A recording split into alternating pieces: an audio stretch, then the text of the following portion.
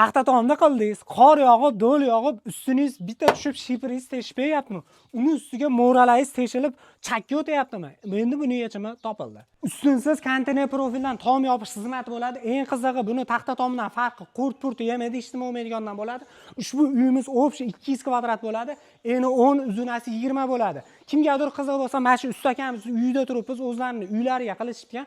Undan tashqari Katta zanaga so'raganlarga suvni ichsadigan zavod, molxona, har xil xullas tom yopishgan nima kirsa, hamma yo'lda akalarimiz yop beramiz deyishyapti. Mana shu ko'rib turgan firmalarning 3000 kvadrat metr Toshkent yop berishyapti.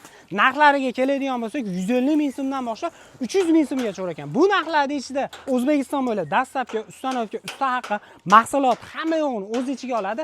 Zdaniyani egasidan, uyda egasidan talab qilinadigan narsa yeb, ichish, yotog'ini qilib bersalar ham bo'ldi. Kimgadir shunaqa firmadan tom yopish xizmati kerak bo'lsa, akalarimiz nomerlarini pastga qoldirdi.